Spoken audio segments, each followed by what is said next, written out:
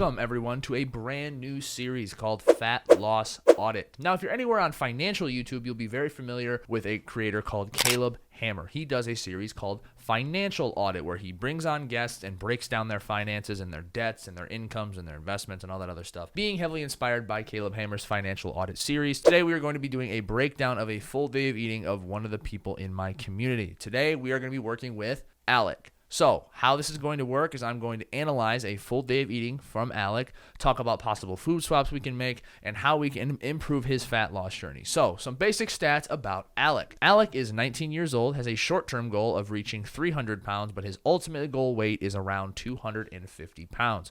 Currently, he's sitting at 345, down from 370. So he's clearly seen some pretty significant progress, being down 25 pounds already. Let's dive into breakfast and see how it looks. Disclaimer here, I just told him to send me a somewhat regular full day of eating, or the last full day of eating he remembers he had. So obviously not every single day is going to be like this, but this is just an average day of eating for Alec. For breakfast, we're rocking with some protein oatmeal, 1 cup of oats, which is usually about 2 servings, 1 scoop of bucked up snickerdoodle protein powder, very good flavor, always good pairing with a cinnamon and oatmeal flavor, always down for that. 3/4, I'm assuming cup, fat-free lactate milk, 1 tablespoon peanut butter, 1 tablespoon honey, 1.5 tablespoons no sugar syrup, sugar-free syrup, and about 10 dark chocolate chips. This sounds absolutely incredible taste-wise. Let's break it down and see how we can make our protein oatmeal even better for a fat loss journey. Now, I've spoken to Alec in the past, but I'm not sure if he's tracking calories or not, but this is purely going to be from a fat loss perspective. Protein oatmeal is a phenomenal option to go for with a fat loss journey, especially for breakfast. Couple changes I would make though. The first thing that screams out to me is the honey and the sugar-free syrup together. Having them both in the same thing. They're kind of serving the same purpose of sweetening up that oatmeal. They're not necessarily canceling each other out, but people use sugar-free syrup almost as a replacement for things like honey to sweeten up recipes like protein oatmeal. So you're still getting the calories of the honey, which honey, 1 tablespoon is not very much honey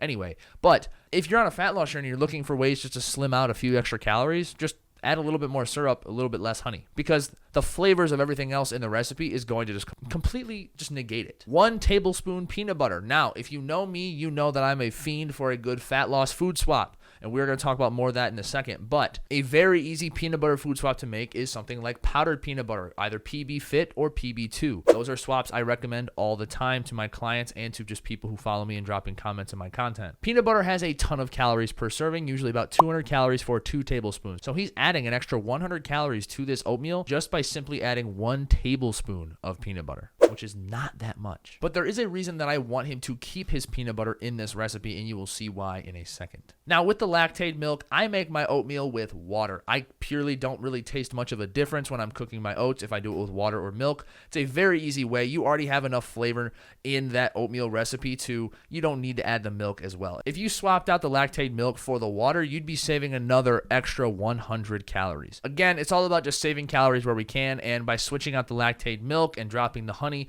we are still getting the exact same taste for 200 calories less, essentially, which can add up very quickly. Snickerdoodle protein powder sounds excellent, and the 10 dark chocolate chips aren't going to add that many calories and add a nice little hint of flavor, especially if they melt over top. Overall, this is an awesome breakfast from Alec. Now, looking at lunch, we have 1 cup of rice and 2 packets of bumblebee tuna. Very simple, very straightforward, high protein from the tuna, and a quick digesting carb from the rice. Now, clearly, this is just purely a convenience style meal. You can't really go wrong with a lean meat and rice. However, there are often carb sources that people forget about that are more filling and lower calories than rice. There's nothing wrong with rice. I ate a bunch of rice this morning, the day I'm recording this. But mixing it up every once in a while and adding something in like a white potato instead of rice is going to have more fiber, keep you more full, and usually have less calories, because rice can add up calorically quite quickly if you're not careful. Not much to say about lunch. Now let's talk about dinner. Dinner, he said, today is a craving meal, 3 corn dogs, some Smart Pop Flamin' Hot popcorn. Now, he did add a disclaimer at the very bottom saying, sometimes I do craving meals because if I don't do them, I'll break and binge on a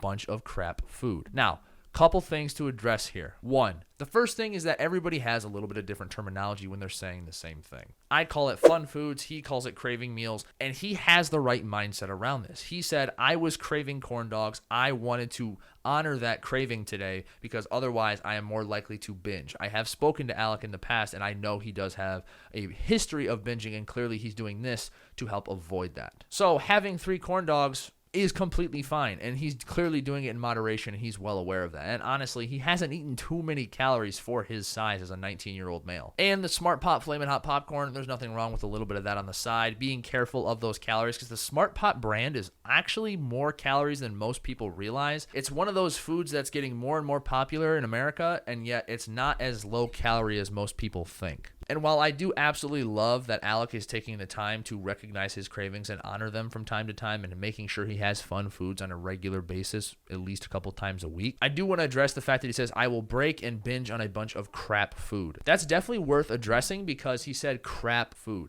Now, I understand what he meant by that. He probably meant high calorie, low nutrient dense foods, but understanding that food is simply just a spectrum. There is no such thing as green foods or red foods, good foods or bad foods. It is all just a spectrum on different needs, and these foods are going to provide different outcomes for you depending on what your goals are. But you got to remember, we're not just eating for fuel, we're also eating for sustenance, sustainability, and enjoyment. All foods can fit. There is no such thing as bad foods. Now, overall, looking at this full day of eating from a whole perspective, I think this is a really solid fat loss day of eating. A couple changes I would make are some of those swaps in the protein oatmeal recipe just to save a few extra 100 calories. Now, I said I would talk about the peanut butter a little bit more. The one thing that he doesn't have a whole lot of here, and I don't know what a normal dinner looks like, but sometimes people, when they're on a fat loss journey, will neglect their healthy fats. What do healthy fats do in your body? Well, healthy fats basically make sure that you don't feel like dog shit. I went on an extremely low-fat crash diet when I first started my weight loss journey, and I completely tanked out my testosterone levels. And if you've ever had low testosterone levels for a sustained period of time, you are irritable, cranky, getting shit sleep, and you are an asshole to be around 24/7. It's not a pleasant experience. Fats keep your hormones regulated and in check, so you need fats on a day-to-day basis, but high-fat foods are going to have higher calories. So it's about finding those fat sources in moderation, and there is plenty of fat in peanut butter, and it's a really good way to add some extra flavor in moderation. Yes, it's heavy in calories, but I think he's incorporating his fats perfectly there in the protein oatmeal. But if he finds his fat somewhere else, obviously switching over to the PB Fit or PB2 like I spoke about will be a phenomenal choice. Lunch, not much to say here. Nice, quick, convenient protein, carb source. Love that. And with dinner, yes, I understand that this was a craving meal, getting some fun foods in,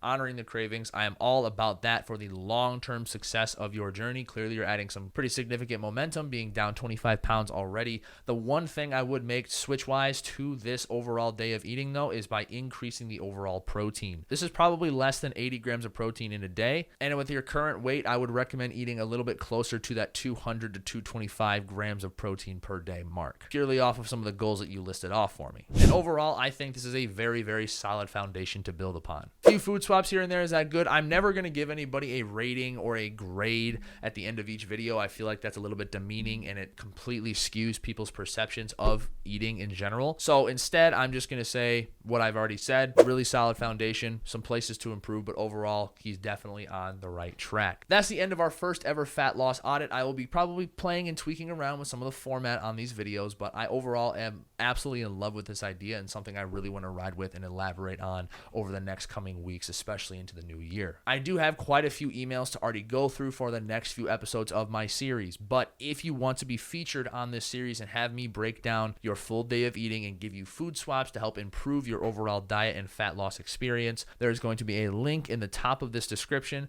to email me your full day of eating and a basic description of what is needed. The new year is right around the corner. I will always encourage you to start with some sort of movement today as opposed to waiting weeks in advance before Christmas time and the holidays come around. Start now, figure out the mistakes later. With that being said, like the video if you want to see more, comment what you thought about my overall breakdown, and send an email to that top link in the description if you want me to break down your full day of eating next. That's all I have for you today. As always, thank you for watching, and keep it simple, big fella.